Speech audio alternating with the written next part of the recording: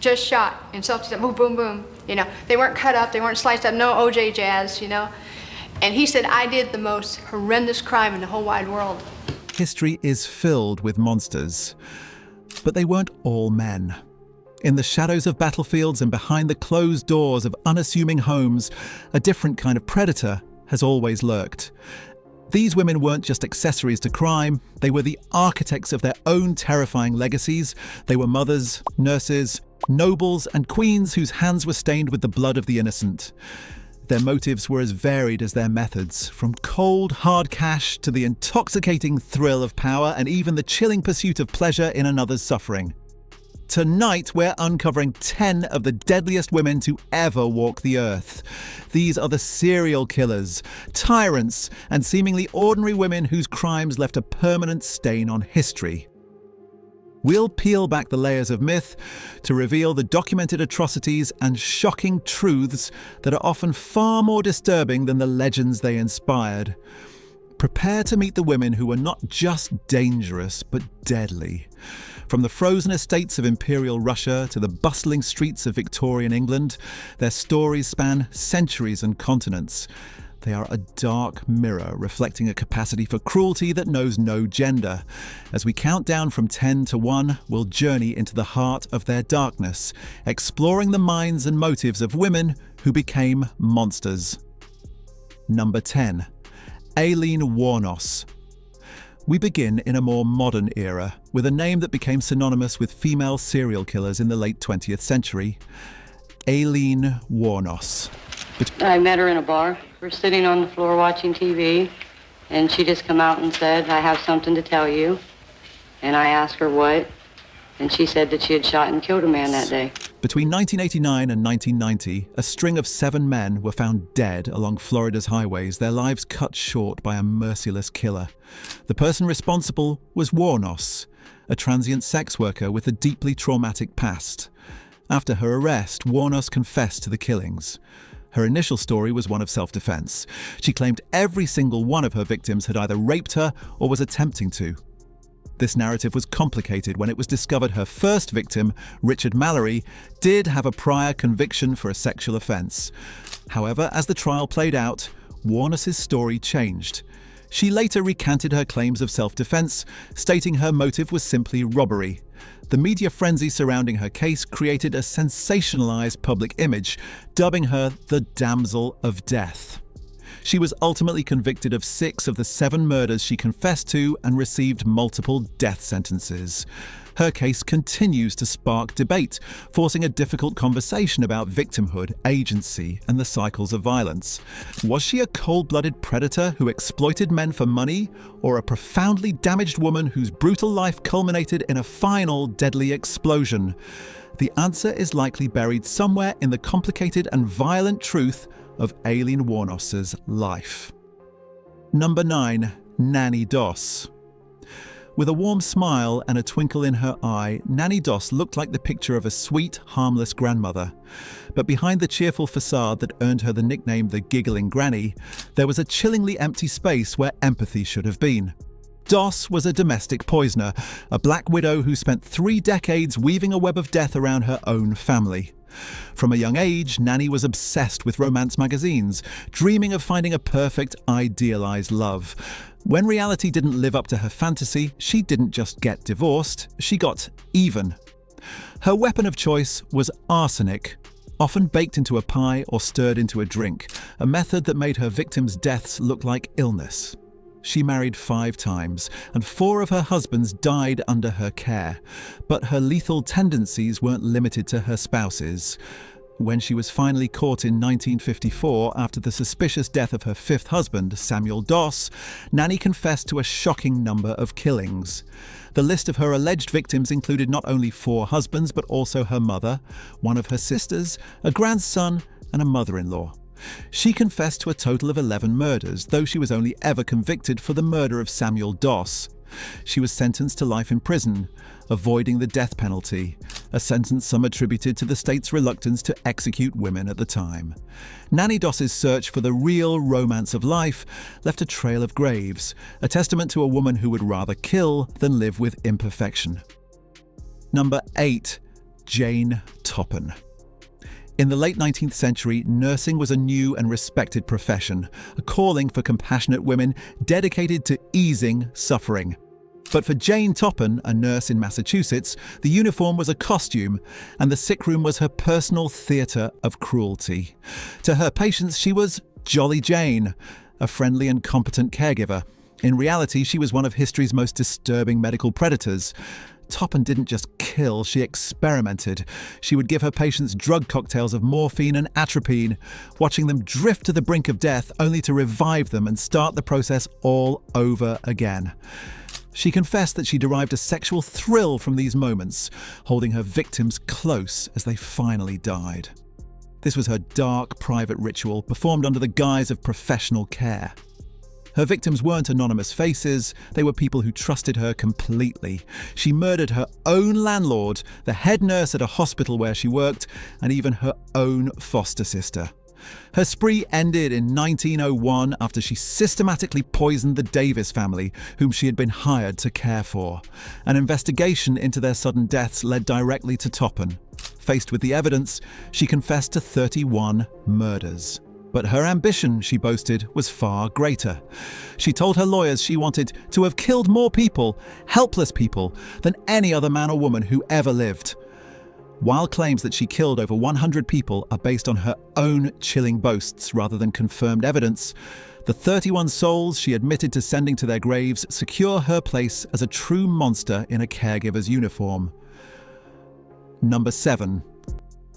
Mary Ann Cotton. Long before the term serial killer was even coined, a woman in the north of England was perfecting a quiet and devastating method of murder. Mary Ann Cotton is often considered Britain's first and most prolific female serial killer, a poisoner who operated for 2 decades, leaving a trail of death across her entire family tree. Her method was arsenic, a poison easily bought from local chemists and disguised in household products. The symptoms of arsenic poisoning, vomiting, diarrhea, and stomach pain were almost identical to those of gastric fever, a common and often fatal diagnosis in the Victorian era. This grim coincidence was Mary Ann's shield. One by one, those closest to her fell ill and died. Over the years, the dead included her mother, 3 of her 4 husbands, a lover, a friend, and as many as 11 of her own 13 children. With each death, she collected on small insurance policies, a meagre financial gain that seems shockingly trivial compared to the immense loss of life. Her downfall came in 1872. After the death of her stepson, 7-year-old Charles Edward Cotton, a local official grew suspicious, especially after Mary Ann casually remarked that the boy would go like all the rest of the Cottons. An investigation revealed arsenic in the boy's body.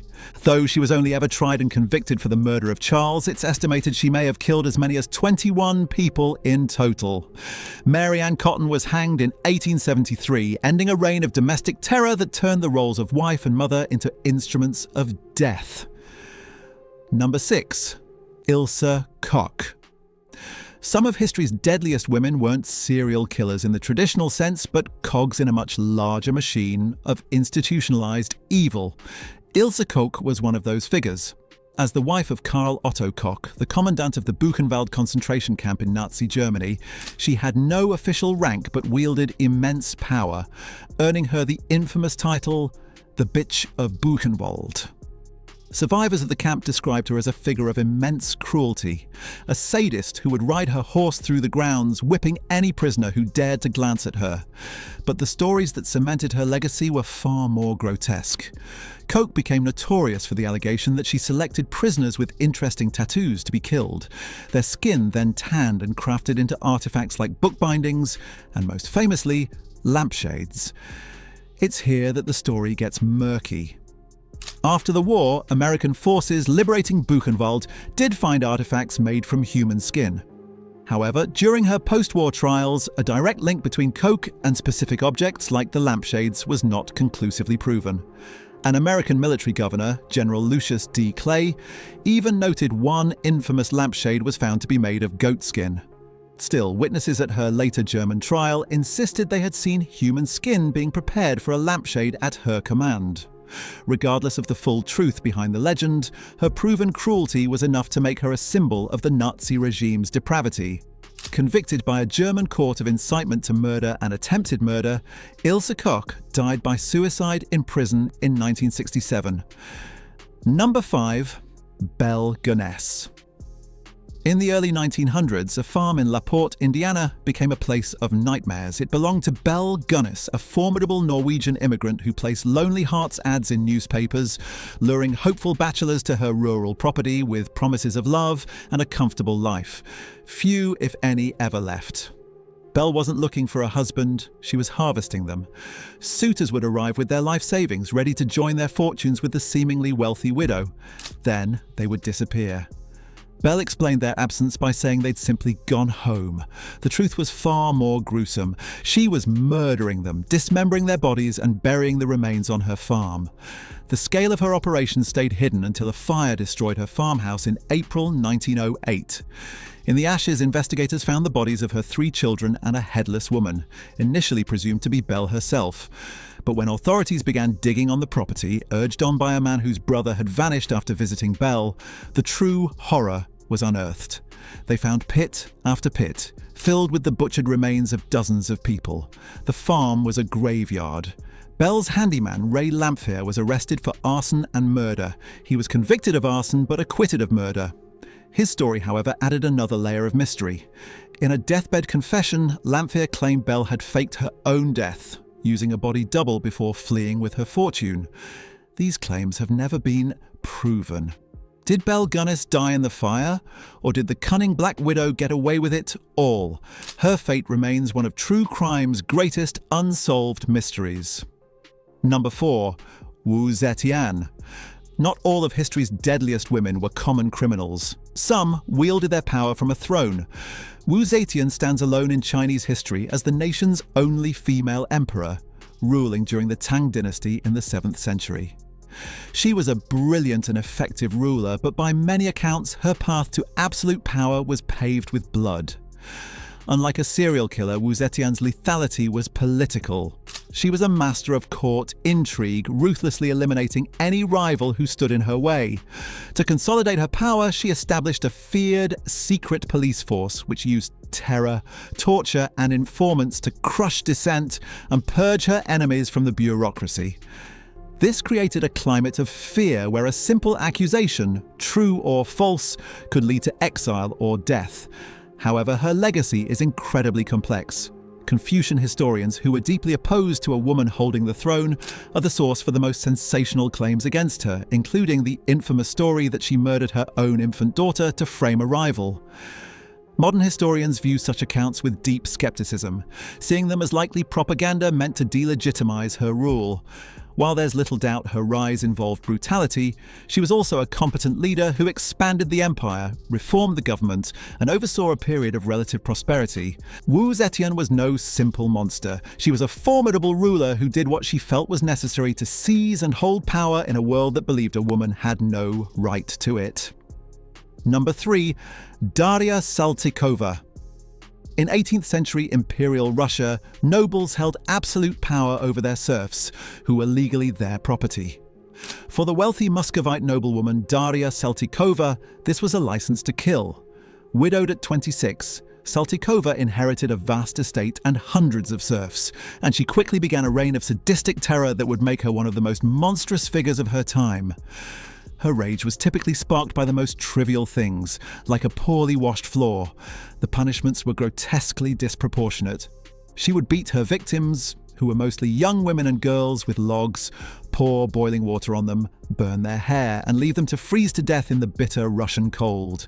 For years, complaints from the terrified serfs were ignored by local authorities, who were either bribed or intimidated by the powerful Saltykov family.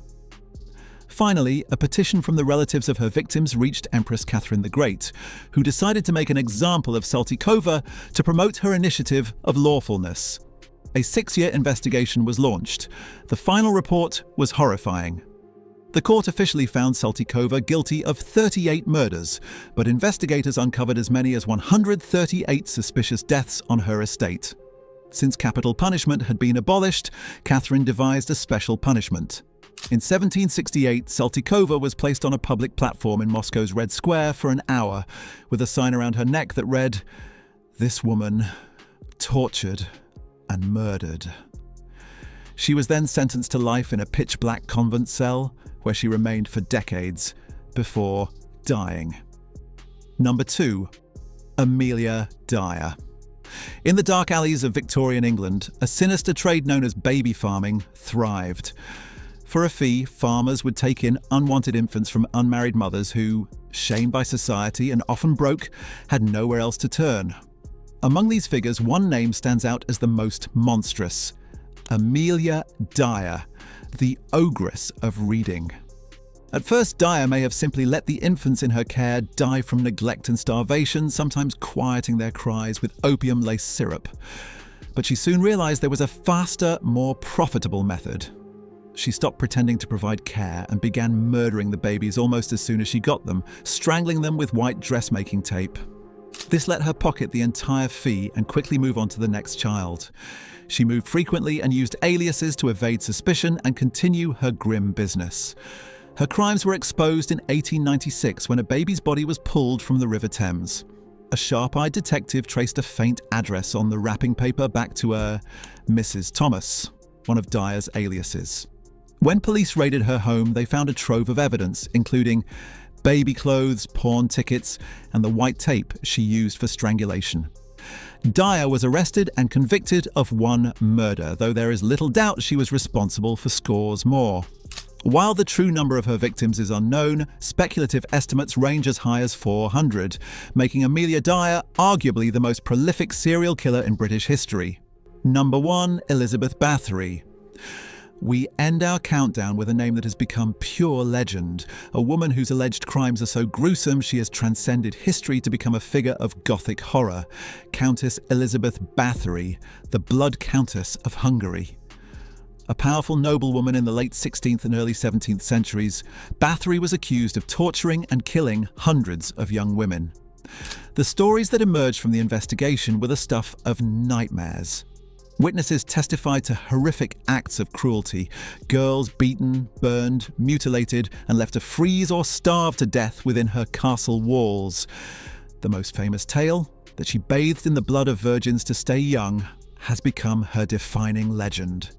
It's important to know, however, that this is a myth. It was never part of the original accusations and only appeared in print more than a century after her death. The case against Bathory is also deeply contested. The staggering figure of 650 victims comes from a single servant's testimony, and many testimonies were extracted under torture. Some scholars argue the entire case was a political conspiracy, orchestrated by rivals who wanted to seize Bathory's immense wealth and land. The fact that Bathory, as a high-ranking noble, was never put on public trial fuels these suspicions. Instead, she was imprisoned in a set of rooms in her own castle, walled up until her death in 1614. While the most extreme stories are likely exaggerations or fabrications, most historians agree that some level of brutal abuse and killing almost certainly occurred. The absolute truth, however, remains shrouded in a chilling and eternal mystery. Conclusion. From the calculated poisonings of Nanny Doss to the alleged atrocities of the Blood Countess, the stories of these 10 women are a chilling reminder that evil can wear any face. They exploited trust, abused power, and tore apart families, leaving behind legacies of pain and fear that endure to this day. While some were driven by greed and others by a lust for cruelty, they all share a place in the darkest chapters of our history. Thank you for joining us on this journey into the lives of history's deadliest women. These stories are disturbing, but they are a part of our collective past that we shouldn't forget. Which of these stories do you find the most shocking? Are there other deadly women from history who you think should be on this list?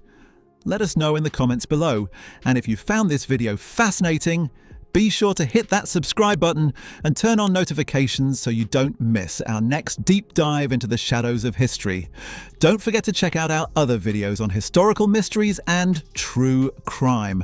Until next time, stay curious.